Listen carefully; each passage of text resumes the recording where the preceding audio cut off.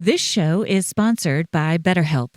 Do you ever find that just as you're trying to fall asleep, your brain suddenly won't stop talking? Your thoughts are racing everywhere and you can't get them to slow down? It turns out that one great way to make those racing thoughts go away is to talk through them.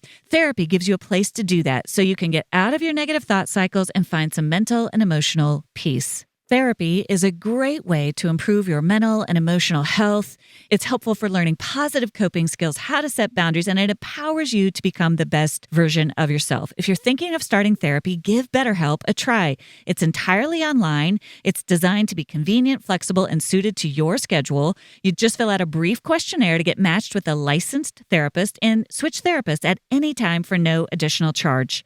Get a break from your thoughts with BetterHelp. Visit BetterHelp.com/bestofyou today to get 10% off your first month. That's BetterHelp, HELP.com/bestofyou.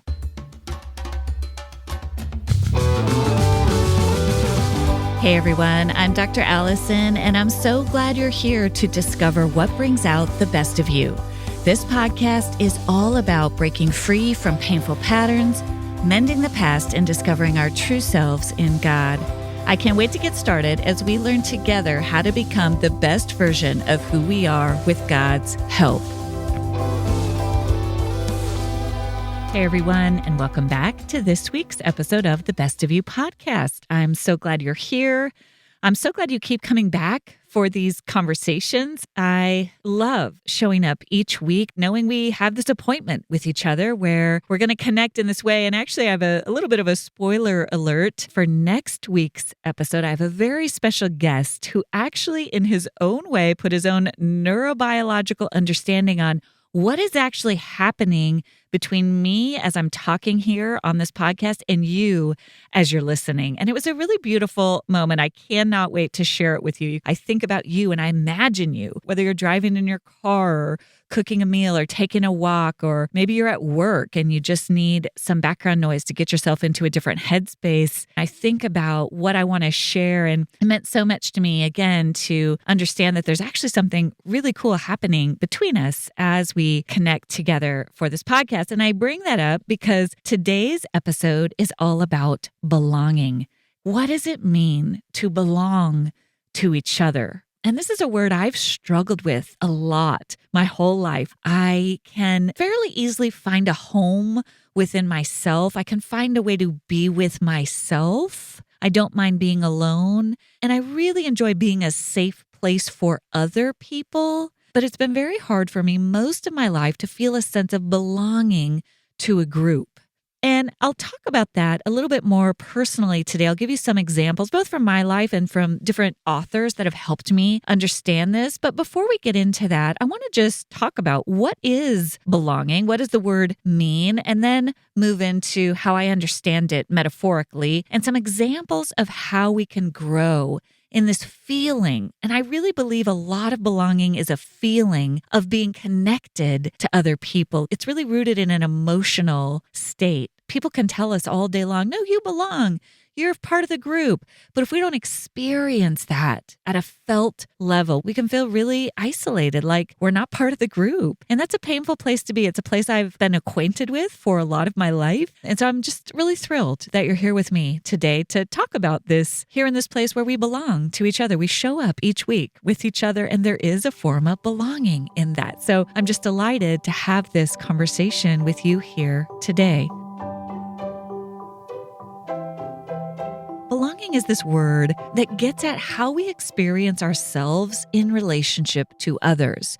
Do we feel connected to others, right? Do we feel valued by others? Do we feel esteemed by others? Do we feel included? Do we feel accepted? Do we feel embraced by others? And I'm using that word feel for a reason. There's an emotional connotation to belonging. A lot of it is how we experience being part of a group. Do we genuinely feel like we belong in our families? Like, these are my people, right? This is my friend group. I belong here. When I show up here, I am valued. I know that these are my people, right? And that gets into the second component of belonging. It's related to these groups of people, our families, our communities. It could be an organization. Do you feel a sense of belonging with the company you work for, or the school that you attend, or the school that you perhaps teach at, or the hospital where you work? Do you feel a sense of connection to that place, like you're a part of something bigger than yourself? It could apply to your church community. Do you feel a sense of belonging there, that you matter, that you have a role, that you contribute, and that you're working together towards something bigger than just what we can do by ourselves? And the thing about belonging that's so tricky is that it requires us to show up as we really are. This is a lot of what I talk about in The Best of You. It requires us to show up authentically as we are on one hand, while being accepted for who we are and valued for who we are on the other. So you can be really good at being true to yourself to such a degree that you are just going to be completely yourself. You don't care what anybody else thinks, and you can end up alone. You cannot have an experience of belonging, but gosh, you were sure true to yourself, right? And sometimes we can see that extreme in our culture today, that we're so into being our individual selves. My truth, what's true for me, has to exist above anything else, that we sacrifice a little bit of this belonging, right? To some degree, in order to belong with other people, we have to be able to flex and adapt to the needs of the group. It requires some of that emotional intelligence. We talked about it requires some of that resilience. We talked about, because in order to belong to a group of people, whether it's a family or a friend group or a church group, we're not going to always perfectly understand each other. Sometimes people are even going to hurt us or offend us or not fully understand or annoy us or irritate us, right? If you've been part of a family, you get it. Even in the best of families, there's friction, there's conflict at times. We don't want to so mute our individual selfhood, our sense of who I am, in order to fit in so that we lose ourselves. That's not healthy either. That's not belonging. Belonging isn't, I'll just turn myself inside out and leave half of myself at the door so that I can fit into this group of people. That's not belonging. And either of those extremes is problematic. So belonging is tricky. I say it this way in The Best of You. It's a dance of togetherness and apartness, of dependence and autonomy. It's a movement. It's a rhythm. It's a dance. Belonging isn't static. If you think about those wonderful Jane Austen movies like Pride and Prejudice or Little Women, where they dance in community with other people and there's a flow to it, right? They're always connecting to each other even as they're interacting as a group. And we don't have a lot of models for that in our modern society. You can think of a sports team where there's a group of individuals who each have to play a role in order for the team to get the job done. I think that's a really helpful metaphor. You can think of an orchestra, right, where every unique individual person has to play their instrument, has to play their part. And when they all are playing their part together, it creates a beautiful harmony. The group creates something much more beautiful than any one individual could create. But each individual within that group, within that orchestra, has to play their unique part.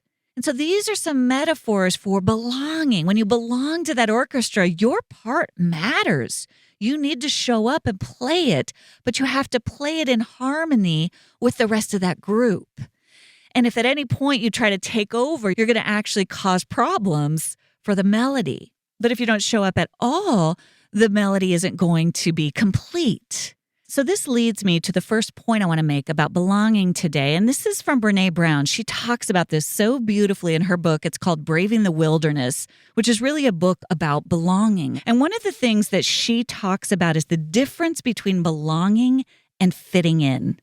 And I think this is so important to understand. And here's what she says. She says, sometimes we will take fitting in as a substitute for belonging. Fitting in says, be like them to be accepted. Belonging says, this is who I am. I want you to accept me, but this is who I am. I can't not be who I am. And if I show up as I am, will you accept me? And what happens to so many of us is early on, if we go back to childhood, because that's where this all gets formed in our bodies, in our minds, in our nervous systems, somewhere along the line. Maybe it was early on in our families. Maybe it was at school with other kids. We showed up as ourselves and we didn't get accepted. We didn't get received. Maybe we were overlooked. Maybe we were bullied. Maybe we were just ignored, right? And that hurts. When you show up in the fullness of who you are and other people kind of look at you funny or don't accept you or maybe even make fun of you, it hurts, especially at a young age. And so we learn how to hide. We learn how to camouflage ourselves. We learn how to put on that cloak of invisibility because we don't want to hurt. And so we decide early on it's just easier to fit in, to just play along.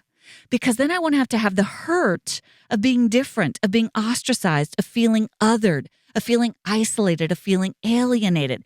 And in our young minds at that age, we see only two options.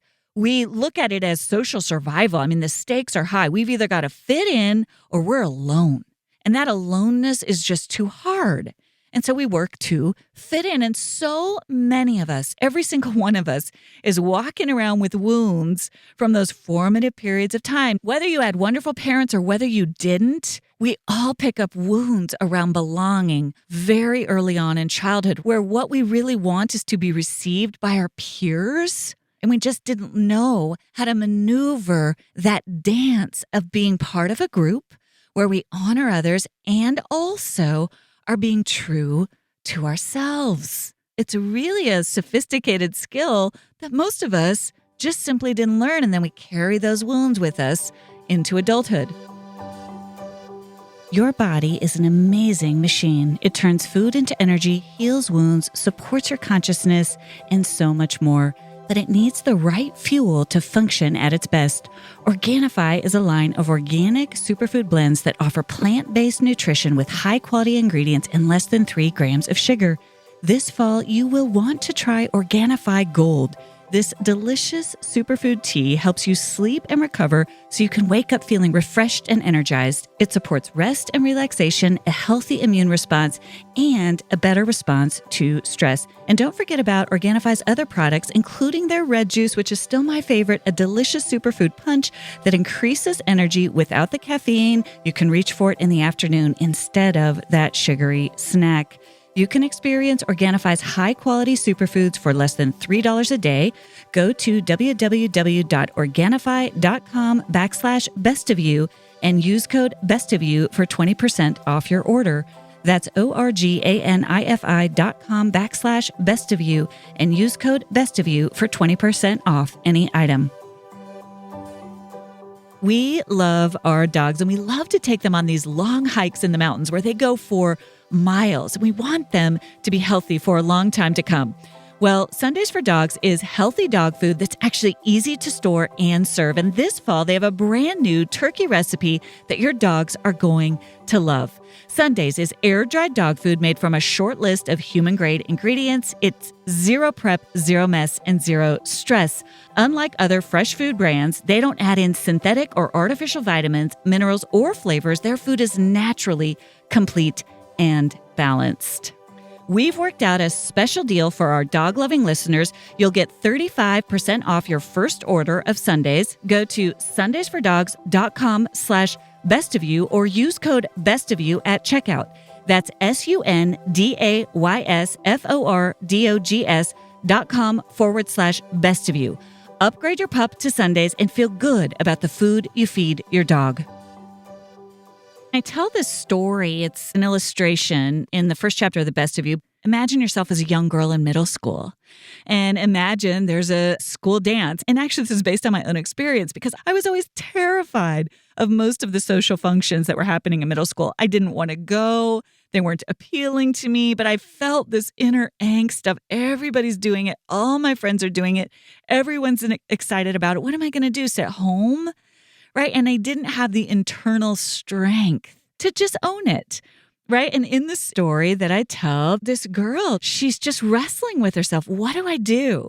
Because this is just not something that's appealing to me. I love my friends. I want to hang out with them on Saturday, but I just really don't want to go to this school dance. And so imagine a wise parent, a wise adult sits down with her in that moment and helps her understand herself. Well, do you need to go? Are you not going because you're afraid, right? And maybe you need to push yourself to go. Or is it really just not your thing? No, thank you. Maybe I'll go to a dance in high school. Maybe not. Is it really genuine that you would just rather be outside or you would just rather be doing anything else? And this just isn't your thing. And giving her the courage to be true to herself while simultaneously honoring her friends. And can you imagine if as she steps out and says, you know what, guys, I don't want to go. I think it's cool that you want to go. I want to hear all about it tomorrow, but I'm going to sit this one out because I'd just rather do other things on this Friday night. Imagine if she had the courage to do that. And then her friends said, that's awesome. Good for you. We're kind of bummed. We wish you would come, but we can't wait to tell you about it on Saturday. Imagine the basis that these young women would be forming for a healthy sense of belonging going into adulthood. I'm true to myself. I speak up for what I need and what I want, and sometimes that deviates from the group. And so I try to communicate that really clearly. And also the group that I'm a part of honors my differences even as they move forward with what matters to them. And yes, sometimes we have a little bit of conflict or have a little bit of friction and we have to negotiate. We have to work that through. But as we do that, we are part of something bigger than ourselves, right? We become part of something beautiful, something that will last, something that doesn't require us to betray ourselves, something that doesn't demand that other people validate every single thing about me. It doesn't demand that everybody else prop up everything I do. You can disagree with me. We can have different opinions and simultaneously be part of something bigger than ourselves because we need each other, right? And the fact that I'm a little bit different than you, and maybe I disappoint you in this moment because I'm not going to go do that thing you want me to do. But guess what? That means I'm going to have some perspective that you may not have when you actually need me to be a little bit different from you because I can see your situation a little bit more clearly, right? Because our differences are what help us gain perspective. Our differences are what help us see each other more clearly. And so if we're exactly the same and we're all just trying to perfectly fit in with each other, we're not actually seeing each other. It takes a little bit of divergence in order for there to be connection. If I'm over here living my life, climbing my mountains, working out the path in front of me, I have a much better perspective to look over at you in your life and say, hey, here's what I see. Let me help for a minute because I've got a vantage point that you can't see on your path. So if I'm busy over here tending to my own life, I'm going to be a better help to you in your path. And yes, does that mean that there are times when we're not always together, when you've got to go down a curvy road in your path and I can't necessarily go down that with you because I'm trying to keep myself on my own path over here, but I see you. I cannot wait to meet with you when our paths converge again in a day, in 2 weeks, whatever the interval is for our relationship. That's how we belong to each other. It's not that we go try to live somebody else's life or be somebody that we're not or pretend that we're all the same. You have your own mountain to climb. I have my mountain to climb. Your mountain is not mine. My mountain is not yours. I can't climb your mountain for you. At the end of the day, I've got to climb mine, right? I can't go climb my child's mountain for them. I can't climb my spouse's mountain for them, and they can't climb mine. At the end of the day, when I look up to that peak where I've got to go, I'm the only one that can completely and 100% take that path to the top of that mountain. But here's the thing. What we can do together is I can head over to your mountain and walk with you for a part of the path. I can go join you. You can come over to mine and say, hey, I need some help. Can you help me down this leg of the path because I'm scared? This one's scary. You can come and walk with me for a part of mine. Sometimes I'll see your path more clearly. It's not as scary because I don't have all the baggage that you're carrying as you have to go down that leg of your path. That leg of your path isn't as scary to me. I'm like, I can do that. I can come over there and walk that leg with you because you know what? I haven't dealt with some of the things you've dealt with, so this is okay for me. And you can come over and walk a part of mine. But at the end of the day, we are each on our own paths, right? We can help each other. Sometimes our paths intersect and it's beautiful and we're walking a season of life together, right? And those are beautiful moments where our paths are really joined for a period of time. Whether our kids are the same age or whether we're in a work project together, where our paths are really intimately connected and it's really cool. And then sometimes our paths veer apart again. You know, this is the dance of belonging when we are both clear about the path that only I can take and also deeply invested in each other getting to where they need to be. That's when we are part of belonging. Right? And so I want to ask you today, who are the people whose paths are intertwined with your path, who maybe you need to pull in a little bit closer, right? Who are the people who support you? Who are the people who see and honor that you're on your own path? You've got your own challenges. You've got your own dreams. You've got your own desires, right? And they've got theirs. But you see each other. You can see their path pretty clearly and they can see yours. And therefore you become really helpful conversation partners to each other. You become people you can turn to for illuminating parts of the path when the path gets dark. This is belonging, right? It's belonging deeply to yourself and to God while simultaneously understanding that you are part of a bigger journey. You are part of a bigger series of mountain peaks, right? Where everybody eventually is finding their way through to this beautiful vista where together we will look back and go, oh my gosh, together we did that. We summited this mountain and here we are. We made it. And we couldn't have done it without each other. And also, sometimes during that hike, we were walking on our own, because no one else could exactly do that leg of the journey for us. Now, I spend a lot of time in nature, as you can tell from these metaphors. And for me, the learning curve was I don't have to hike the path alone. I can sometimes look over and see a fellow traveler and say, hey, could we walk this path together for a little while? And that is the muscle I have to work to develop. It's a muscle that's hard for me, is to join forces with folks on the path. You may be different. You may be somebody who has worked so hard to join forces with other people that sometimes it's hard for you to go out on your own for a moment and say, you know what? I got to leave the pack for just a minute because I'm losing myself just a little bit. And it might be the pack of your family, right? You love your kids, you love your spouse, but you're losing yourself just a little bit. You've given too much over to the group. And you actually need to say to your family, to the people you love, you know what? I got to go out on my own for just a minute. I got to explore some of my own interests. I got to explore some new friendships. I got to explore some new ideas. And maybe your family won't like that. They may not know what to do with that. But when there's health there, you can gently name that and say, I love you. I'm going to come back. I'm going to be a better mom. I'm going to be a better spouse. I'm going to be a better parent. I'm going to be a better friend if I can go out and learn this thing about myself and pursue this desire and pursue this interest or get this healing. It's only going to be better for the group, because if I'm not my whole self, if I'm not my full self, I'm actually depriving the group a little bit, right? So some of you, that's your call right now. You're aware I've given a lot of myself to this group. Whatever this group may be, I've given a lot of myself and I've lost just a little bit of myself. And that's okay. I'm not going to blame them, but I do need to course correct.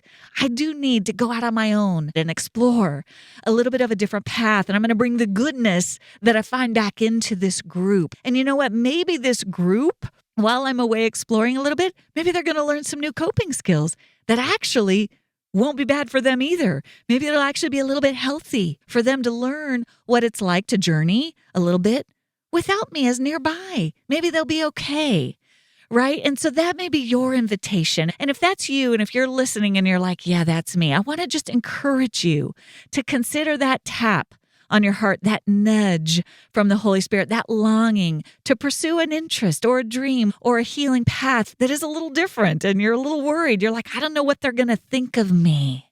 I don't know what these people in my life that I love, it's a group I'm a part of, and I don't know what they're going to think of that. I would just encourage you to name that, to not let that fall by the wayside, because there's an invitation in that nudge that's not only for you, but I guarantee you it'll also be for the good of that group. You got to go out and get a little more tuning for your instrument so that you can come back and play just a little bit more vibrantly with the whole. Okay, so whatever that is, whatever that longing is, I want you to pay attention to that. This is part of belonging. Remember, belonging isn't just being part of a group, it's being yourself in a group. And so if you've skewed too far toward prioritizing the group, take some brave steps toward cultivating this part of you that needs your attention that's a little bit different, right? Maybe you're going to expand into a new group and you can have both groups, and that's even better, right? You don't have to just have one group. Maybe you find another group and you have elements of yourself that is present in both groups. On the other hand, if you're someone who has been such a lone ranger, who does things all on your own, and it's really, really hard for you to make yourself vulnerable to a group, you've also got an invitation to belonging. What are you afraid of when it comes to considering belonging to a group of people? Maybe you've been hurt.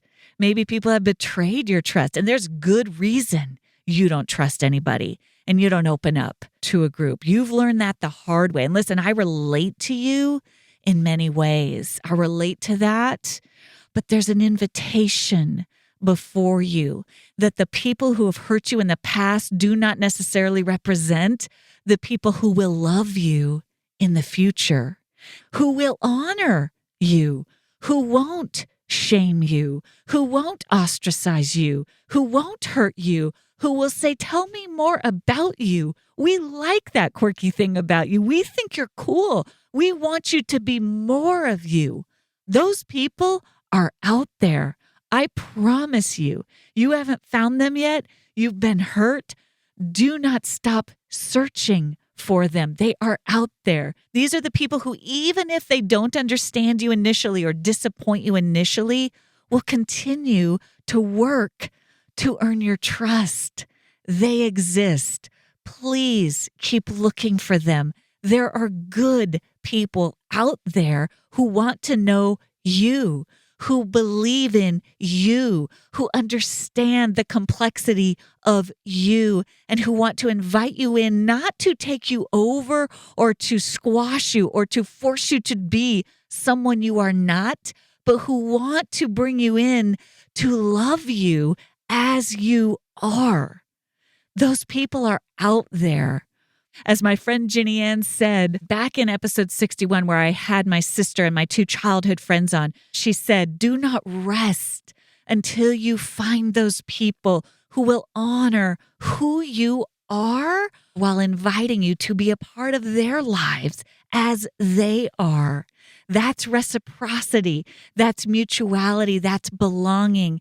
And those people are out there, and you are worth being found by them. Today's podcast is sponsored by NutriSense. That was the sound of the NutriSense biosensor that I've been wearing these past few weeks. NutriSense tracks everything I eat and tells me exactly how my unique body is processing the food that I put in my mouth. It's helped me break free from all the fads and trends and actually understand what my body is doing with the foods that I eat. In fact, my nutritionist, Erica, helped me see that some of the snacks I was reaching for during the late afternoon when I was tired and trying to get energy were in fact working counterproductively. She helped suggest some new ones based on my goals. As a result, I'm noticing more stable energy throughout the day. To start decoding your body's messages and pave the way for a healthier life, visit nutrisense.com/bestofyou and get $30 off your first month and 1 month of board-certified nutritionist support.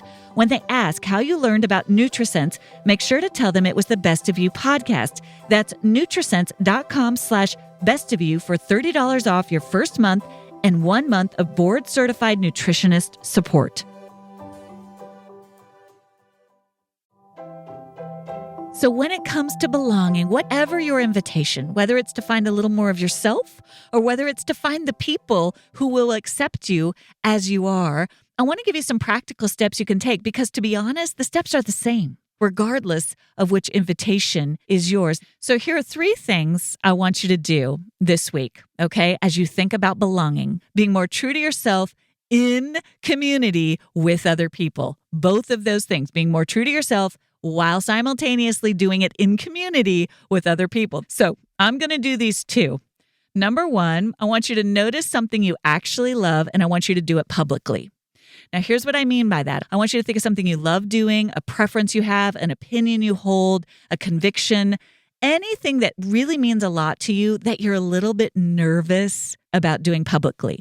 What do I mean by publicly?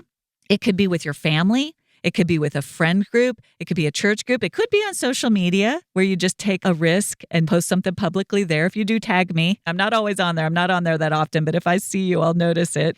But I really mean this. I want you to think of something you love, something that makes you feel a little bit vulnerable, a little bit even silly inside.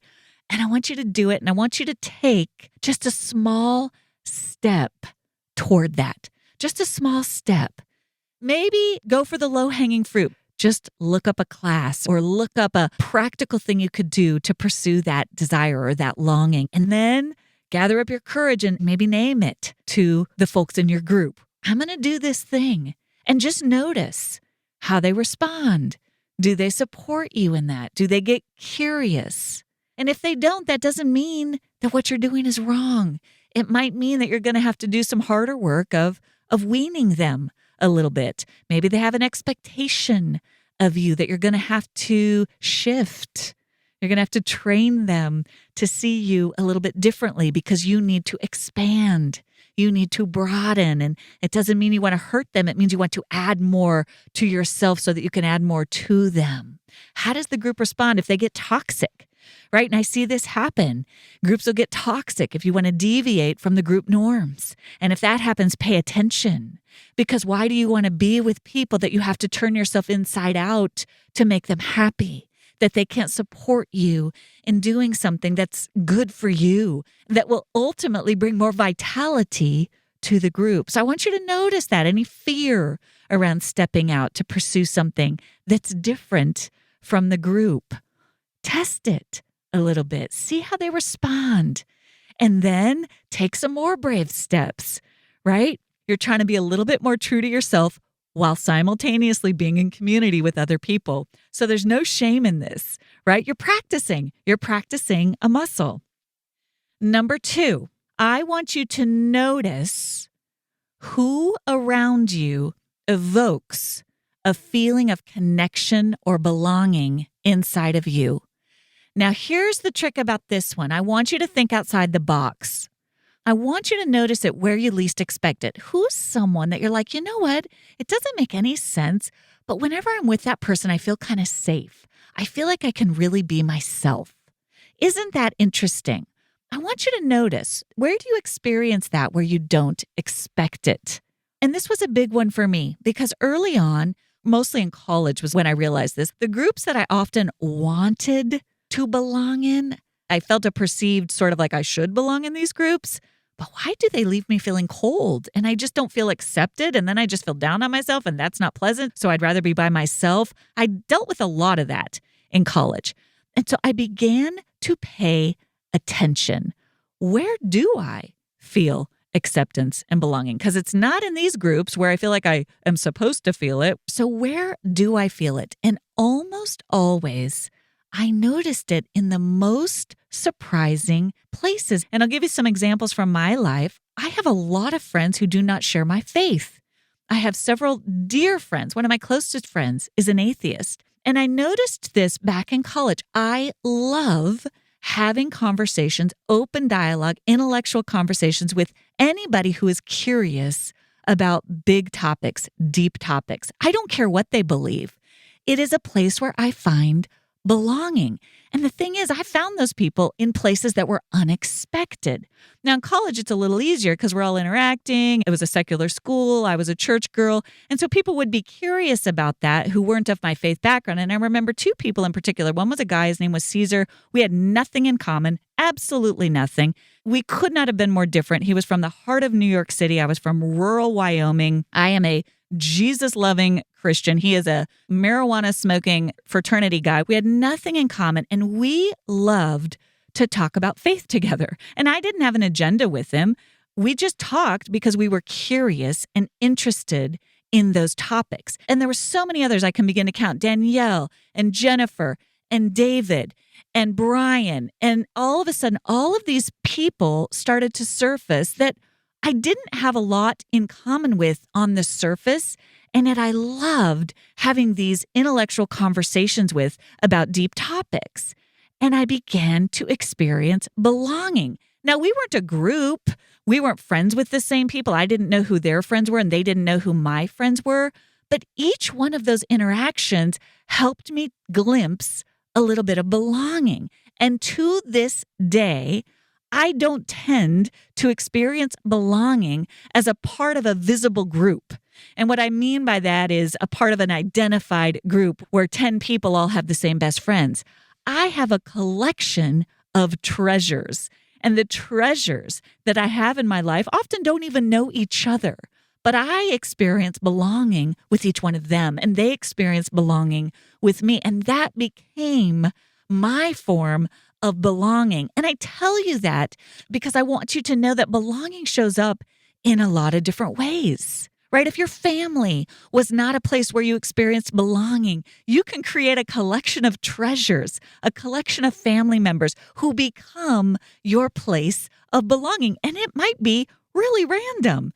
It might be a work colleague. It might be someone that you enjoy hiking with that you really have nothing else in common with. It might be a teacher who works with your kids and you just notice there's a rapport and a connection and a sense of belonging, and you hadn't really thought about it before because maybe they're not someone you would expect yourself to hang out with. And I really am drilling down on this because it's been one of the most profound things in my own life. When I feel cut off from groups or I feel like I'm not connecting, I always go back to, where do I feel belonging in the most unexpected place? And I start there. It could be the clerk in the grocery checkout line where you just notice this is a kind person. This is someone who I enjoy seeing when I come to the grocery store every week, and I feel seen in this interaction, in this exchange. That's a glimpse of belonging. Build on that glimpse. Where do you find a glimpse of connection, of feeling seen, of feeling like yourself, and of feeling like you want to see the other person and move toward that? And finally, the third one, this one is a little more abstract. I want you to imagine the people you want to be around you in heaven. Okay? And that's what I mean by when we get to that peak and we look around and we see ourselves with these people, these fellow travelers, who are those people for you? And maybe they're authors that you've never even met. Maybe they're people from the past that you've never even met, because it's heaven. It can be anyone. But what I want you to do is open up your imagination to, if you could sit down and have dinner in heaven with anyone, who are the people you would want to have around you? If they're people who are living but you can't be close to, right? Who are those people where you just would be like, man, I just want to talk about how we got here, about who you are. I want you to know who I am. And again, these are glimpses. These are glimmers of, that's where you feel alive. That's where you feel belonging. And then backtrack from there.